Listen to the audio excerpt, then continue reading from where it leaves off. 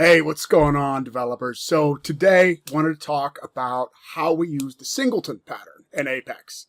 And because obviously this channel is focused on Salesforce development, and you don't get anywhere near Salesforce development for more than a couple minutes, right, without talking about governor limits. It is a reality. I think typically if you're writing good, clean, efficient code, governor limits are very rarely a problem to begin with. But the Singleton is a tool that helps us, as developers, that helps us write that good, clean code and work with our governor limits that are part of the Salesforce platform. And I think it's also good. It's an easier pattern to understand, unlike some of the design patterns, right? There's not a lot of like mind-bending abstractions going on. So I think this will be a pretty short, simple video. As always, first of all, let's just take a look. Let's open up the book and see what they have to say about the Singleton pattern, right? So the intent of the Singleton pattern is to ensure that a class has only one instance and provides a global point of access to it. And motivation, it's important for some classes to have one instance. All right, so we are going to see what does that look like in Apex. Why would we care? And we're going to follow on, just so everybody's keeping up with what we're doing in the video series.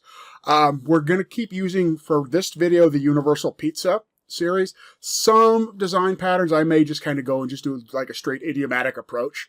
But I think when we're talking about Salesforce development, and the thing that I think these videos have been missing so far is interacting with things like triggers and S-objects. I mean, it doesn't seem like real, you know what I mean? We can create like abstract starships and cars and cat extends dog, or cat extends animal all day long, right? But I feel like it doesn't really hit home until we actually start working with S-objects, working with DML, working with triggers, platform events, all the other things that are a reality of being a developer on the Salesforce platform. So first I'm going to say like this, if you go to the GitHub, Universal Pizza, I created the first package version now. So if you want to take it, play with it, go ahead, and that's an unlocked package. Grab the, it'll be, let me open up IntelliJ, right? I mean, you can, where's my project JSON? Right, I'll probably update this after the video when I do the final one, but feel free to install, put in your own Scratch orgs, developer editions as needed. I wouldn't put it in a production org though. Actually, it's still in beta, so you wouldn't be able to do it anyhow. But please, for a minute, because I've seen Dreamhouse. I've seen Salesforce's Dreamhouse app in production. So please, if someday I take this out of a beta phase, I don't want to see like the Org Horror Stories website where I saw Universal Pizza in a production org.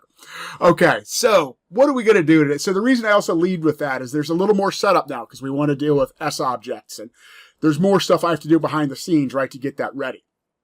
So if we go into, I've created a couple custom fields, things like that. So right now we're just going to deal with our account object, accounts and users. All right, so before I started this, global value sets, all right, I created a couple pick list value sets for region and franchise type. Today we're really just dealing with region. And what we want to do, here's our business criteria. All right, so we have a group of users that have a role of regional franchise manager.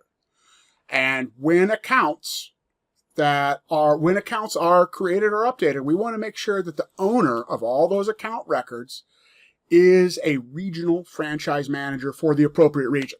So if we have an account that belongs to New England, right, we want to make sure that the user with the role of the New England Regional Franchise Manager is assigned as the owner.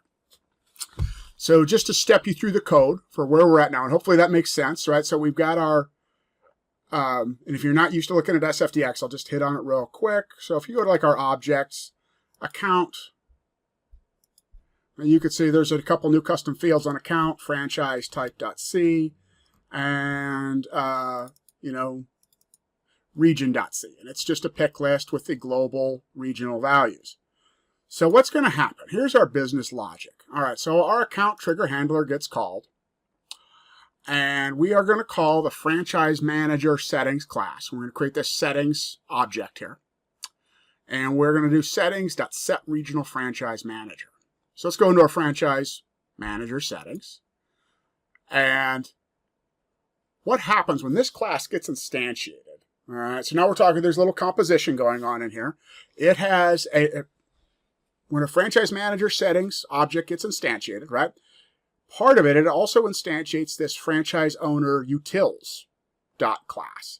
And it uses that. So let's go over to franchise owner utils.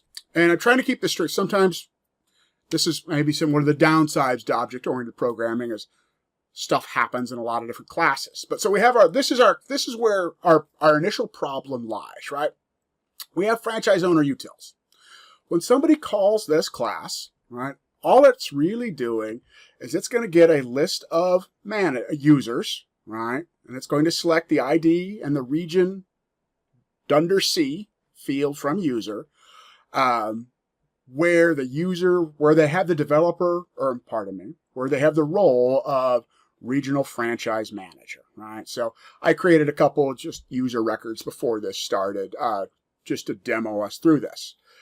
And then, right, it's going to put them in a map, right? So for the regional franchise managers that came back, it's going to put them in a map, right? And the map, the key is going to be the region, right? So there can only ever be one New England franchise manager, one Midwest franchise manager, right? And then that user's ID. And then it assigns, that value is assigned up here to this map, right? That is public get private set. So we go back to our franchise manager setting, right? Franchise manager settings gets called. It instantiates a new object, right? It says this.utils equals new franchise owner utils. So a new franchise owner utils was created. And then it's just going to do, for account, just a simple little for loop. The account owner ID equals utils, and it's just going to get that map. Hey, go get the owner ID. So if the account, right, if the account is New England, go get the owner ID from the account with the key of New England, right? It's that, all we're doing, so we're going to just go through the map and set our owners based on that value. But the problem is, so when we work with a lot of our Apex triggers, right? So in this case, we're calling this, just for example, say on before insert, before update. We want to make sure no matter what, that our accounts are assigned to our franchise accounts are assigned to the appropriate owner. But this could result, right? So let's say we've got an upload going on. Some of our accounts are new. Some of them are updates to existing accounts. And all of those are going to get passed through the account trigger. And what's going to happen is, so the franchise owner utils class is going to get called more than once. It's going to get called in each trigger context. So in this case, very simple, but we would actually end up running 2 queries and returning double the number of users than we really need. So to demonstrate that, I'm just going to open up this little test I wrote. Okay, franchise owner utils.test, and we are going to run it.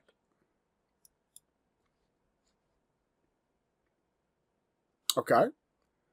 And let's just go down to so you can see there were 2 SOQL queries were executed, 4 query rows happened, and that's because I created 2, dummy user records just for the demo for this video before we started. And if I just go to our debug log, so utils is being called in before insert, and utils is being called on before update.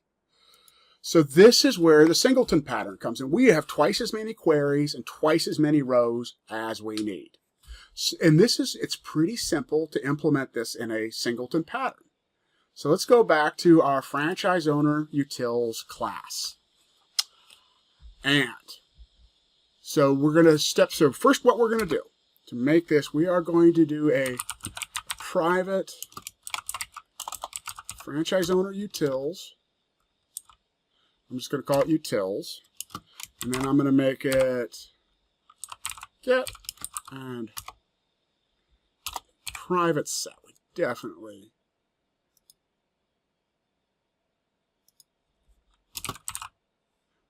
want to control the getting and the setting of that value. Now we are going to go down to our constructor, and we're going to make our constructor private. And the private constructor is really at the heart of the singleton pattern. Because now no other class can go into our, if we go back to our franchise manager settings, right? So it was directly instantiating that class, right? In its own constructor. We're saying, hey, give me a new franchise owner utils. By making our constructor private, we're saying nobody can do that anymore. Nobody can just reach in, and nobody can just directly instantiate the utils class. So we're going to use this class to control it and instantiate itself when needed. And so now I'm going to go down here, and I'm going to do in fact, we're going to make this static. I don't want to get rid of everything else, so static. All right, that way it lasts. We know it's going to last the entire transaction process. And I'm going to say public static franchise owner utils get instance.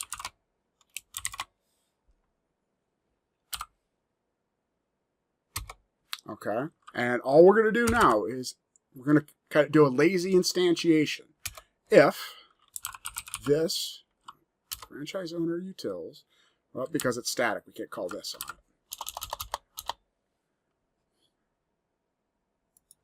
Get rid of that.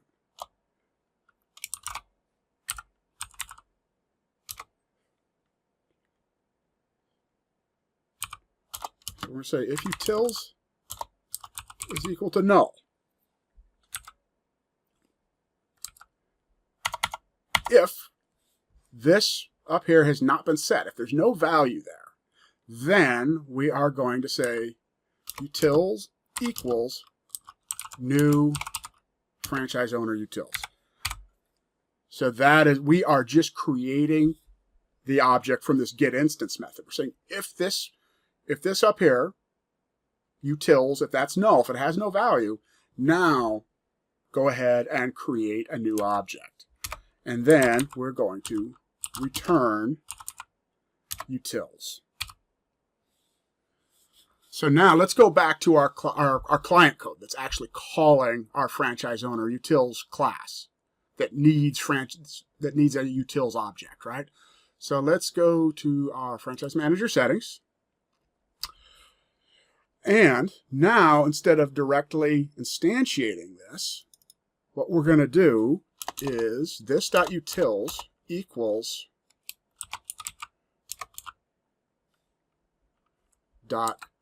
.get instance. So let's lock, okay, so we go into let's just walk through the code real quick before we test it. So we have our trigger handler. Let's go to our account trigger handler, all right? And it's going to call, it's just saying, hey, I need to check before insert, before update, check the franchise manager settings, make sure they're correct. And yes, for a real trigger, right, we do some more stuff in here to make sure we wouldn't do before updates if the data hadn't changed. But for the sake of this video, I'll ask you to bear with me. And when I have more free time, I'll keep building out Universal Pizza. But for today, just for the video. Account trigger. So then we go to our franchise manager settings, right? So we're in our constructor. And the constructor, we're using composition, right? And part of a franchise manager setting is having this utility class, franchise owner utils. So in its constructor, it's going to say, get me an instance of that. And now if we bebop over to the utils, right, we can see get instance. So because the constructor itself is private, nobody can just say, give me a new class anymore. It can only happen from down here in our get instance. It's going to say if this is null, if there's no value, go ahead and create a new one and assign it to that. And then just return it. So if there is a value, right, it's just going to, if this class has already been instantiated, this SOQL has already run, it's just going to return the existing value.